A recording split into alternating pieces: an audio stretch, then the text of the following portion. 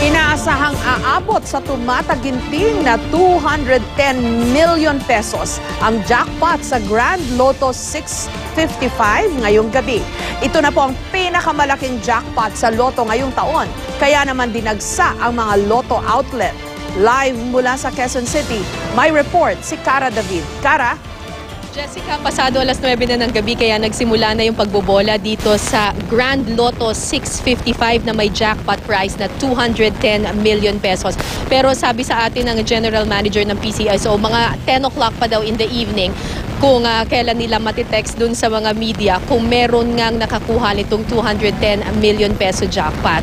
Sa mga kapuso natin na naghahangad ng biglang yaman, ang sabi ng isang eksperto, ang pagkapanalo raw sa loto ay parang suntok sa buwan.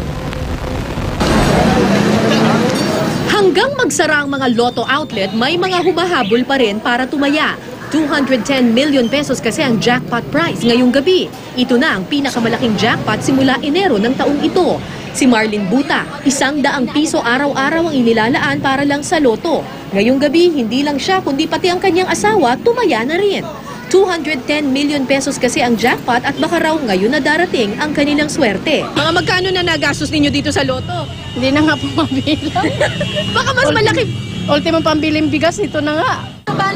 Si Val Salinel, 1995 pa nang magsimulang tumaya sa loto. Hindi pa siya nananalo ng malaki pero hindi siya bumibitaw sa pag-asang darating ang araw tatama rin ang inaalagaan niyang mga numero. Kung ilang taon na rin yung loto, ganun rin katagal to. Yung inaalagaan yung numero? Pero hindi kayo bibitaw? Hindi. Dito pag-asa natin eh. Pero gaano nga ba kahirap manalo sa loto? Ayon sa isang statistician, suntok sa buwan para makuha ang winning 6 digits sa 55 number codes. Kung i-compute natin to, mahigit sa 28 million na kombinasyon ng number. Para manalo ka? Para manalo ka. Yung kailangan mong tayaan para sure na manalo ka. Kailangan mong tumayo 28 million times. Yan. Mas madali ka pagtamaan ng kidlat kaysa manalo sa loto. 1/80,000 kasi ang chances na tamaan ng kidlat ang isang tao. Ibig sabihin, 350 times na mas madalas kesa sa 1/28 million chances sa loto. Payo niya, kumayod na lang sa trabaho kesa umasa ng biglang yaman sa loto. Kung gusto mong kumita ng pera, magtrabaho ka. Mas madali pang kumita ng pera. Ang pinakamalaking nanalo ng Lotto Prize sa Pilipinas ay noong 2010, 741 million pesos ang napanalunan ng isang OFW.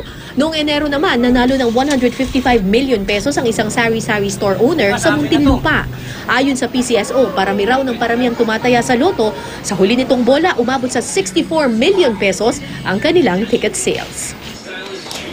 Jessica, kung walang mananalo sa 655 Grand Lotto draw ngayong gabi, ang sabi sa atin ng General Manager ng PCSO, maaari raw umabot ng 222 million pesos yung jackpot prize sa kanilang Lotto draw sa darating na Sabado. Jessica? Ulitin natin, Cara, yung chances na you will win the Lotto, no?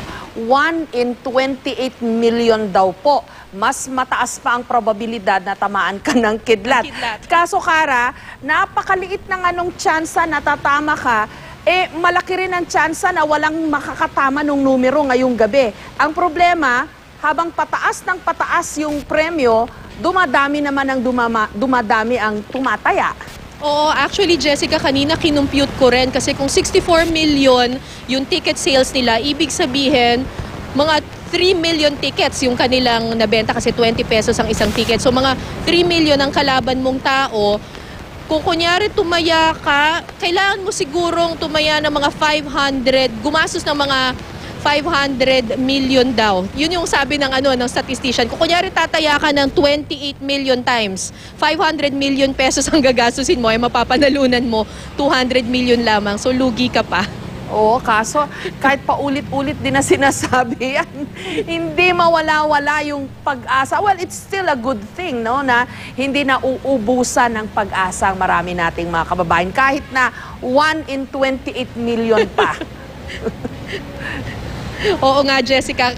Yung mga Lotto outlets nga, kanina natuwan-tuwa ako kasi may nakasulat doon pag nanalo ka sa Lotto ay swerte-swerte lang. Pero at least daw, nabigyan sila ng kahit isang chance. Maraming salamat sa'yo, Cara David, at good luck.